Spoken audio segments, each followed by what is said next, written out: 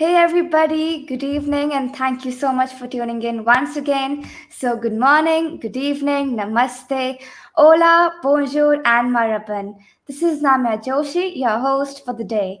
Welcome to the 18th episode of the podcast, Each One, Teach 10, an amazing world of STEM, an inspiring venture where we'll be discussing that STEM is part of every day for every kid. We also will learn together how to build a STEM culture. So today, like I say this every time that my happiness have no bounds, but I really mean it today because I have one of the most inspiring personalities, Miss Dona Sarkar. So let's have her here. Hello, Good morning, everyone. Miss Dona. Good morning. Thank you so much for having me on your show. This is just a cool show. I love this. I love the theme of Each One Teach 10. I love this idea of you learn and you share as you're learning with other people so other people can also benefit. Such a good model. And it really works. It works for everyone. It works for every country. It works for all ages. So I'm really happy you're doing this. I love that you have the show and you've already had so many guests, fantastic guests on here. Thank you so much, Donna. Of course. So, I'll take this pleasure of introducing you to our audience. So, Mhm. Dona Sarkar is a software engineer. She is a lead dev advocacy at Microsoft for Power Platform and Fusion Dev's multi published author. She is the owner of her fashion brand Prima Dona Studios, and she's a believer that tech upskilling is the ultimate equalizer. So, how are you doing today? I'm doing wonderful. Thank you. It is so fun to be able to talk to people from all over the world. You know, it's the one kind of good thing about this global pandemic we're in, which is we get to connect with people from so many places. So I'm just happy to see you and you're healthy and well, and I hope your family is well.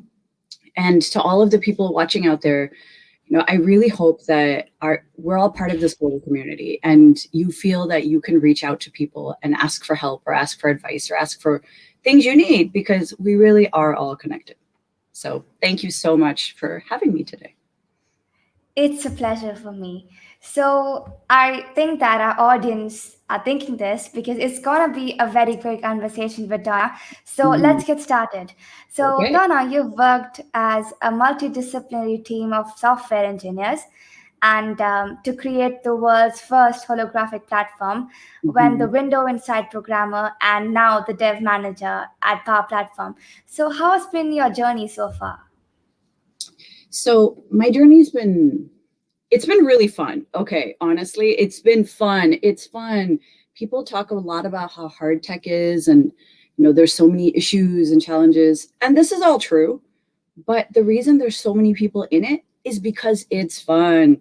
So I've had such a privilege to be able to study computer science, right? That's what I studied at a place called the University of Michigan here in the US. I studied that when I was 18. I graduated when I was 22 years old, and I've had a job in tech since then. So I've been at Microsoft for 16-ish years almost. And the whole time I've been at Microsoft, whether it was on HoloLens, like HoloLens is the mixed reality device that you wear on your head. So imagine taking a computer and making it into a head device. That's what it is. Whether it's working on that, whether it's working on the Windows Insider program, which is 18 million people all over the world who are very enthusiastic about giving feedback on Windows, or whether it's on Power Platform, which is the world's, I think, best low-code app development platform. My motto and way of working has been the same, which is I don't believe that we should be creating technology and sending it to people. I think that's kind of an irresponsible and silly way of building. So, what I like is co creating with. So, what that means is I like to go out and really understand people and the problems they're facing. Like, Namya, what are some problems that you as a student face with technology, for example, right? I would get to know you, I would get to know your problems, and together we would come up with a solution that works for you. Once it's in prototype form, I would want you to test it in your world. So, not in like a lab somewhere, like, through screenshots, but actually test it in your world and see if it works. And if it works, then it's something that we should go and put out into the world. So I've worked across all of these different sort of tech products using the same model. And it's worked really well because it gives me the confidence that I'm building the right thing, but it also helps me make friends with people like you all over the world. I must say that your journey is very influencing for our audience here. So it is like you started with the HoloLens and now you're using the Power Platform. And you mentioned that the Power Platform is like the best low code platform. And I totally Mhm. agree with you on that because I have tried it on my own. And I think if you do Python, if you've not even done Python or Java, you need to know nothing to do the Power Yep, Platform. it's And so true. that's true that you can gain confidence and you also create friends with others when you're collaborating and communicating with them. Mhm. So true. Yeah. One thing I'll tell you about the Power Platform community, it's a pretty big community. It's like 10 million people all over the world. They're so friendly. They're so friendly, right? Like you say you're working on Power Platform stuff, suddenly you'll have like a horde of people come from out of nowhere and say, "Let us know how we can help. Try this, try that, watch this video, do that." So helpful, so friendly. I think the most friendly, helpful people I've ever met in my entire tech career. So much love for Power Platform people. That's great. So, I would like to ask you that what did you think about becoming in your childhood? You know, when I was young, I thought I would be a teacher. And then I realized I don't, when I think of teachers, just like traditional teachers, I think of them as being people who have all the answers and they espouse their wisdom to others. And I did not feel like I had all the answers, nor could I espouse wisdom.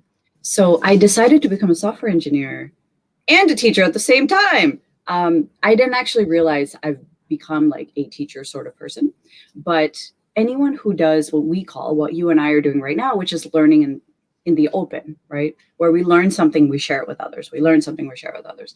That is what I call learning in the open. And I think lots of people do this. Lots of people in the tech industry do this. And that itself is a form of teaching because you're teaching people how to learn, you're teaching people what to learn, you're teaching people your own journey, the tools you're using, the resources you're using. So in some weird way, I have become a teacher, but it's been through a weird path and a weird journey, but I've completely been able to fulfill that goal I had of helping other people learn the things that are in here so they can use it to solve their own problems. Yeah, so you're like indirectly a teacher and also a software Mhm. engineer. So I have seen this in people these days that we don't want to become teachers. It's like a Mhm. very old profession. But what we actually need are good teachers so we'll Mhm. have better students. So unless we Yep, don't have great teaching, there'll be no future ahead for the students. So totally. it's great to know that like you wanted to become a teacher. So you Mhm. became a teacher while becoming a software engineer. Yep. Yeah. So, what do you have to say about the less code, more power supporting the STEM with power platforms? So, less code, more power is this global movement where we say to be able to build things to solve your own problems, whether it's a life problem like, Namya's tracking her merchandise store, like a life problem, or a business problem, like, many companies are trying to figure out how people can go back to work after COVID is over.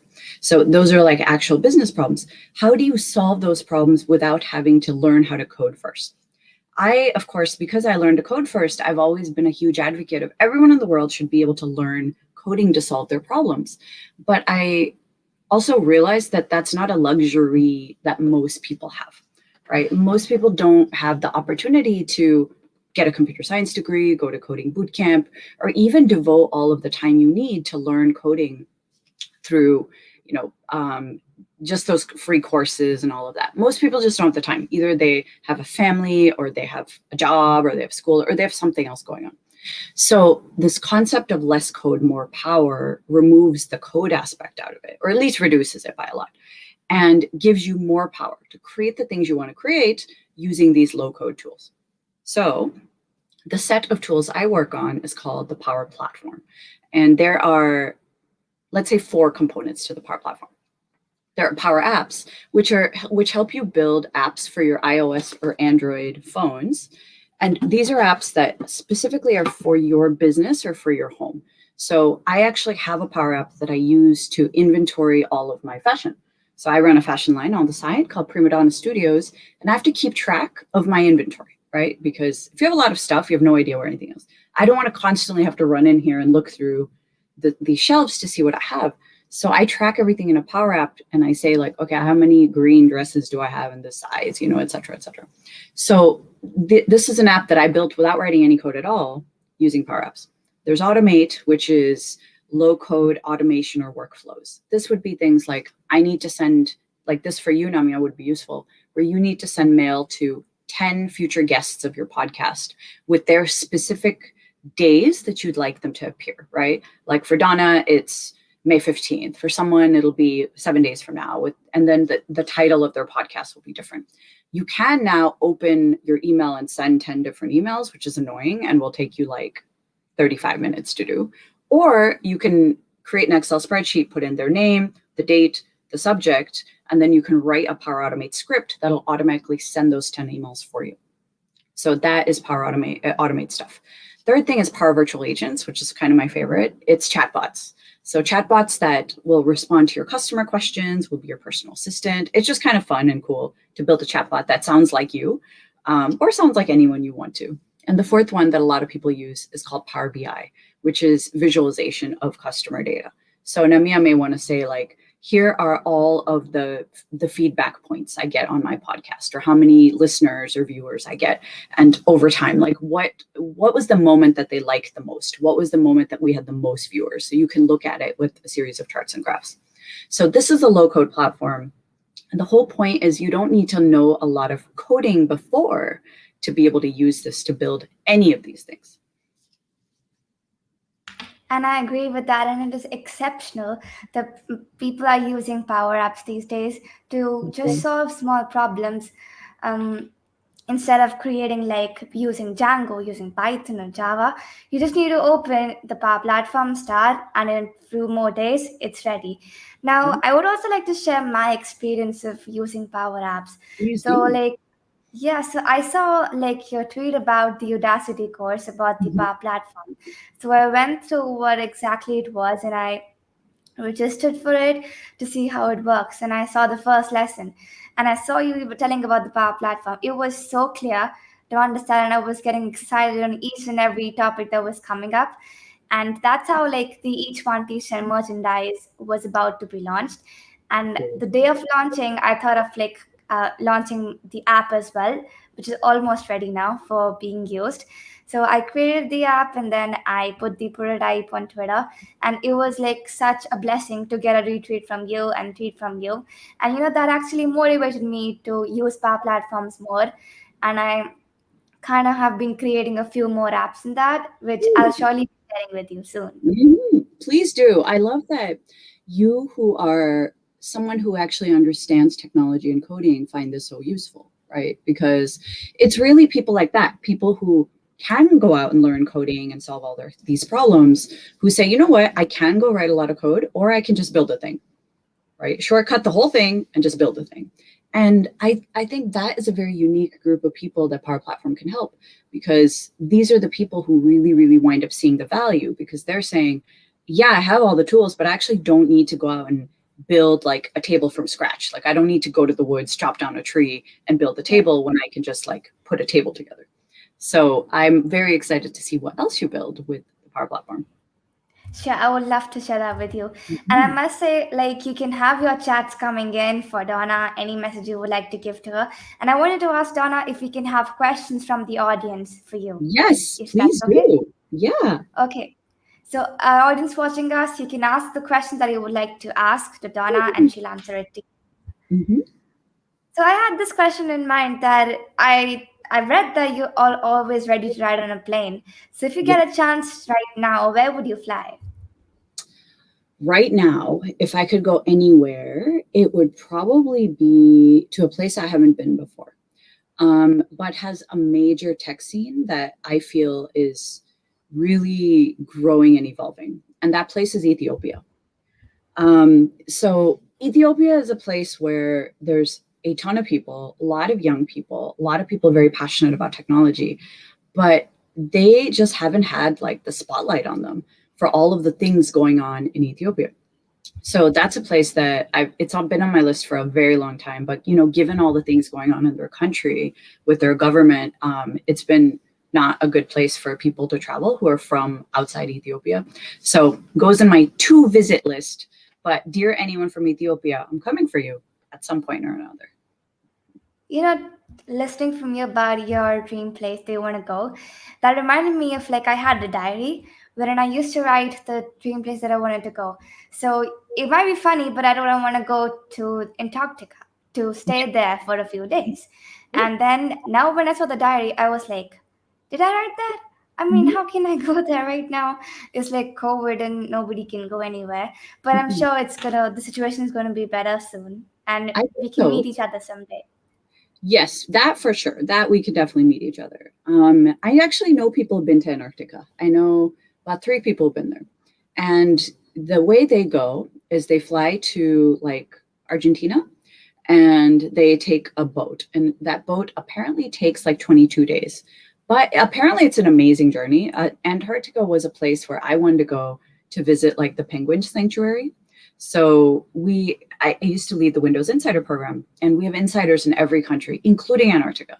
And the people in Antarctica who are insiders work at the penguin sanctuary. So I thought this is pretty cool. I get to visit the insiders, see penguins, and be in Antarctica. So I think it's totally possible for you to do. Yes, it is.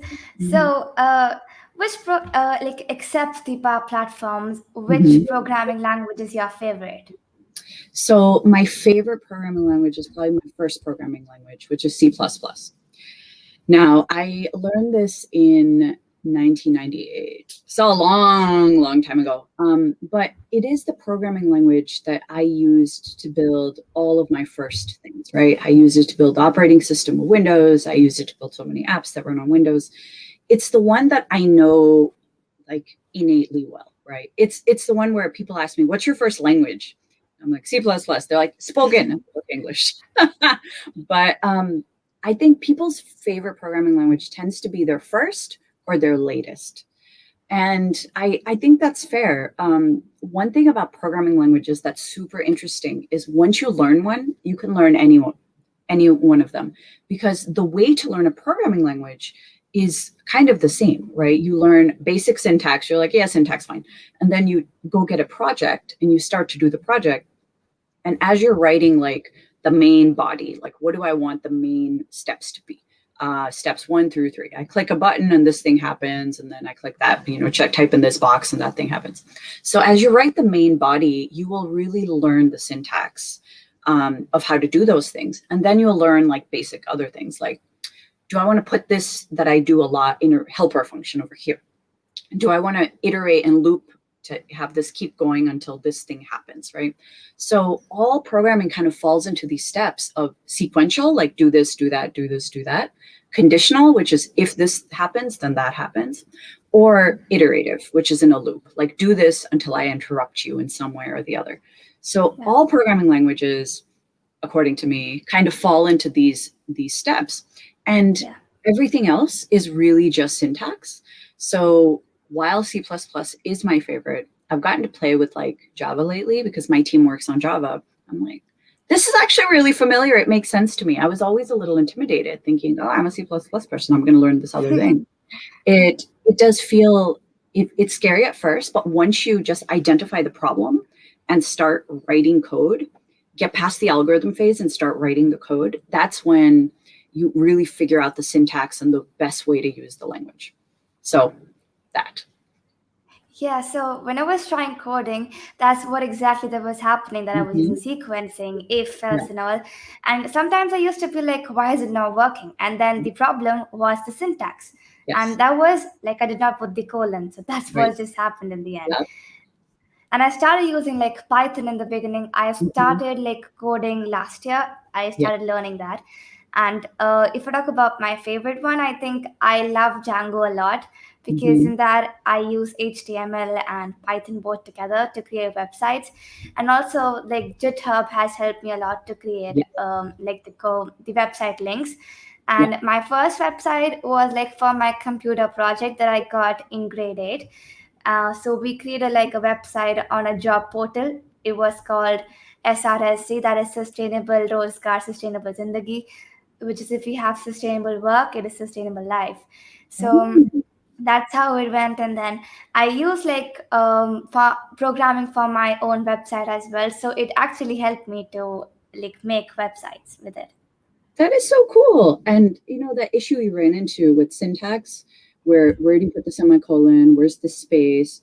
Oh, it happens constantly to everyone all the time, all the time. Yes. And half the time you're looking at it like, why aren't you working? Why aren't you working? And then I found the best thing to do is to leave it. Just leave the whole thing. Go take a walk, get some water, whatever. Come back and you'll see it right away. But it's because, like when you can't find something, like where did I put my keys or my mask or my phone? And it's right there in front of you. But you can't see it because you've been looking at it too long. So I found that to be the best debugging tool, honestly, is leaving it. The other thing that helps me when trying to solve like an interesting problem is Stack Overflow, which everyone uses, right, in tech. It helps with like the big picture thinking of how would I go about thinking about building a website to do blah, a website to do payments, right? That's the thing that I'm thinking about right now. How do I build a website to do payments? So I'll look that up on Stack Overflow, look at like a bunch of options, and then just pick one and say, I'm going to try to build this and see what happens. And in choosing the project, you really choose the language. So that's how my process is. It's worked pretty well so far. I love that there's always new programming languages. People are like, oh, do you know about blah? I'm like, what is that? So I should probably learn about it, right?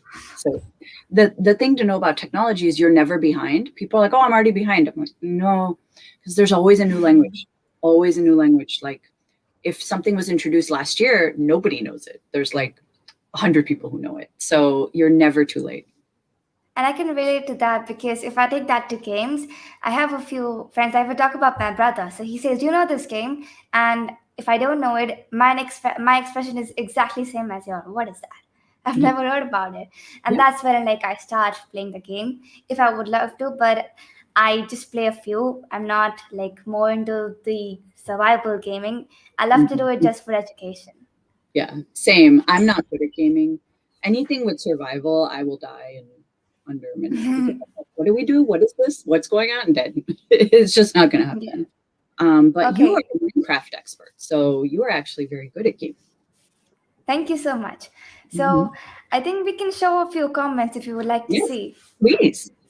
Okay, so we'll start from the beginning. We have Vishwas joining us. Thank you so much for joining. We have Miss Monica Joshi.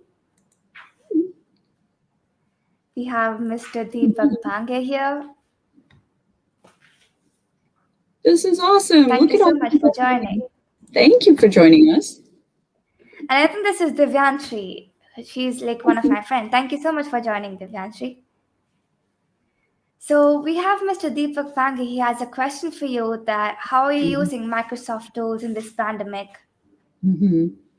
So there are, I would say, 3 tools that I use nonstop in this pandemic. First one is Teams. Teams I use to do all my work calls. So now that we're not having meetings in person, everything is a Teams meeting, every single last thing, whether it's a meeting with my team, whether it's a meeting with people across Microsoft, people in the community, or if it's giving a presentation, it all happens via Teams. So that is the big, collaboration presentation tool from Microsoft. It's done a lot of people. It's helped a lot of people just run their business online. So that's one. Second one I use all the time, it's an extension of my brain really, is OneNote. I can't remember anything at all. I'm extremely forgetful. So if I don't write it down in my OneNote immediately, it didn't happen. It will leave my brain and be gone forever. So if someone says, hey, Donna, can you do this? Like, for example, Namya said, oh, can you meet on the 15th? I immediately put in my OneNote and said, like, highlight, check back with Namya on the 15th about this podcast. If I don't write it down, did not happen. So I use OneNote, and I like that OneNote on my PC syncs to OneNote on my phone. So I always know what I'm supposed to be doing, my to-do lists, my notes to myself, ideas, like bad ideas, good ideas, coding project ideas, fashion ideas, all of it is in one OneNote all the time. And the third thing, it's boring but useful, which is Outlook. Outlook to send mail, manage my calendar, et cetera, et cetera. So not super glamorous because I'm not a gamer, so I don't use Xbox or anything like that. But these are the 3, like I would say, essential tools that have gotten me through this pandemic. I will agree with that because I use those tools as well. But if I will say which I use the most is the first one, that's Team. First, because I have my online classes 6 hours every day on that. And Okay. secondly, if I have any what do you say, collaboration with people or any um, initiatives that I'm supposed to take or any classes that I'm supposed to take, that's what I do in teams every time. You have 6 hours of class and teams every day? Yeah. 6 hours of meetings. Oh, no, I know. Yeah, Now I because feel bad like now I'm for in meetings. grade 9, that's why the timing has increased. I know. It's a lot of meetings. Oh my God. That's a lot of paying True. attention. Yeah. Okay. Yeah. So we have Riyadh. He's joined us. Thank you so much for Hey, joining. I who do can help not you? know. I think this is probably one of my subscribers. So he's Mhm. asking that which is the easiest programming language? What do you think? So I think the easiest place to start is something visual. So I would say like HTML. Yeah, I think HTML, not CSS though. CSS is like, I think HTML to build like a basic website. Maybe JavaScript after that because it's kind of almost human readable. I don't know. I think I'm very biased though because I would say like Power Platform to learn Me low code too. development, right? That's what I would say. I would say like, Me okay, too. use Power Platform to learn low code development and then use like in the formula box, you learn some basic programming syntax. And once you learn that basic programming syntax, then suddenly you know how to do like JavaScript and all this stuff. So once you know how to do references and variables and initialization and stuff through using Power Platform, then I feel like you can learn another programming language pretty easily. So I guess either one of those answers. If the question is programming from scratch, I would say start with HTML. If you want to learn like development, I would start with Power Platform. And you can do it for free because we made a course so people can do it for free. Yes, go for it. And it's great. I'm telling you that. So we also have another question coming from Miss Prince Sarkar. So he's asking that will Windows 7 stop functioning by June 2021? I think Windows 7 has stopped functioning. I think about 2 years ago, we had everyone upgrade to Windows 10 because so Windows 7 is not going to stop, right? Like you can still log in and do things, but it'll stop getting security updates. And you don't want that. Security is extremely important. We get hacked all the time, right? All the time by malicious characters. So you will want to upgrade to Windows 10. If you like Windows 7, you're probably going to like Windows 10 a lot. It has similar look and feel with a bunch of better security updates, a bunch of new like control panel things that are easier to use. I worked on Windows 7. So it is also, a thing that I worked on, I'm very attached to. I worked on Vista, Win 7, Win 8, Win 8.1, HoloLens, and Win 10. So all of them. But I think Win 10 is the one that you will want to upgrade to. Yes, and I agree with that. So we have my maths teacher in here. Thank you so much, ma'am, for joining.